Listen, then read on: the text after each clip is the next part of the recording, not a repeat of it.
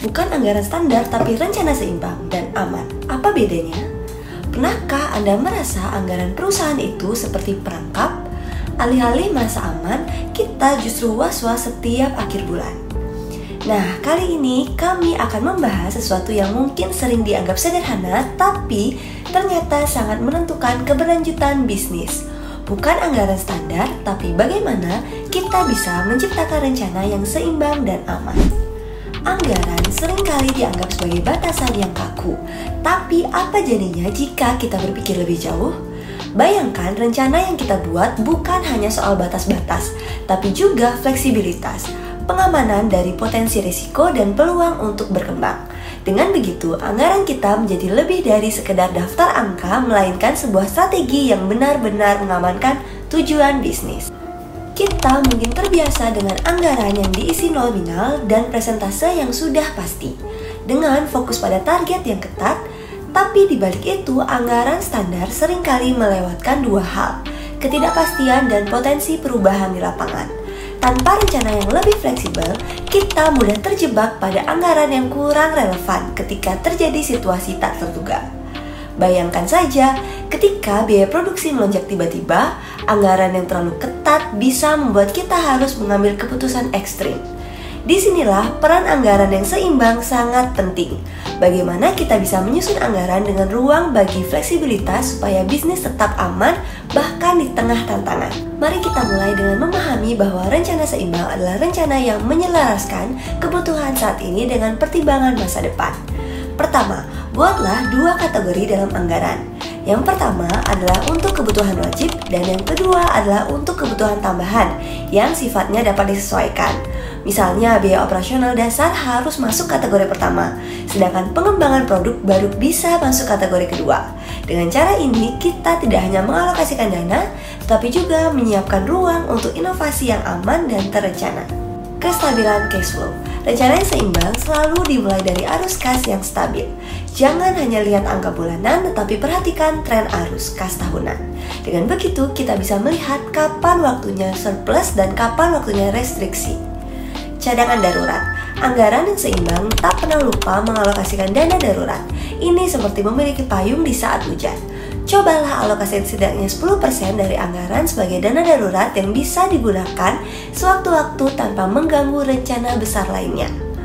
Monitoring dan penyesuaian berkala. Rencana yang baik tak pernah statis.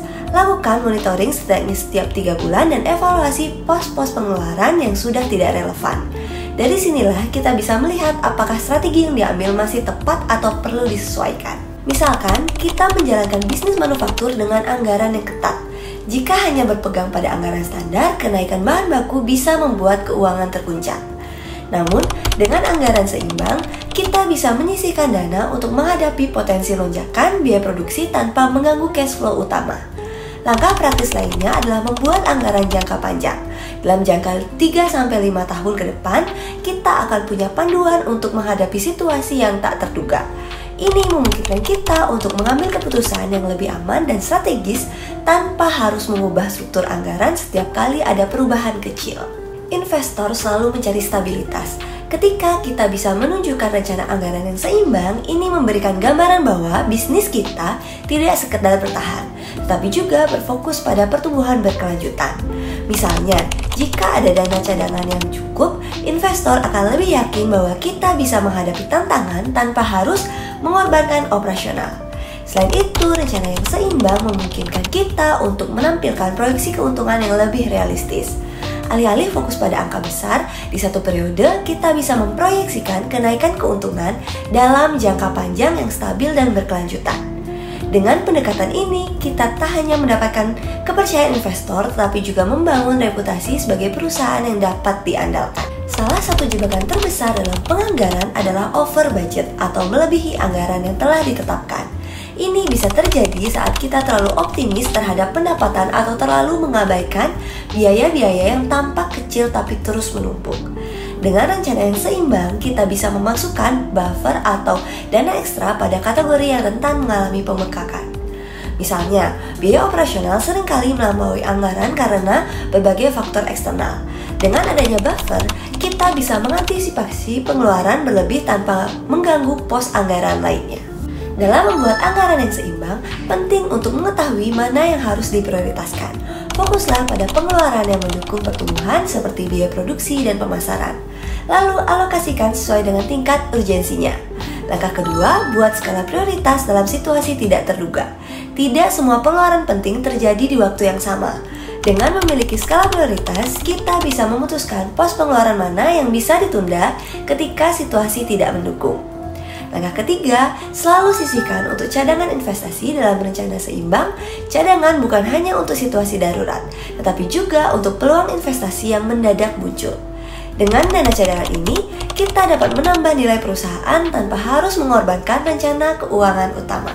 Mengelola keuangan bisnis bukan hanya tentang mengikuti standar anggaran yang ada, tapi juga tentang bagaimana kita bisa merancang rencana yang seimbang dan aman. Rencana ini memastikan bisnis kita siap menghadapi segala situasi dan terus berkembang dengan dasar yang kokoh. Dengan rencana yang seimbang, kita tak hanya menjadi bisnis tetap bertahan, tapi juga memberikan kepastian bagi pemilik bisnis, karyawan, dan investor bahwa perusahaan akan terus tumbuh dengan aman dan terkendali.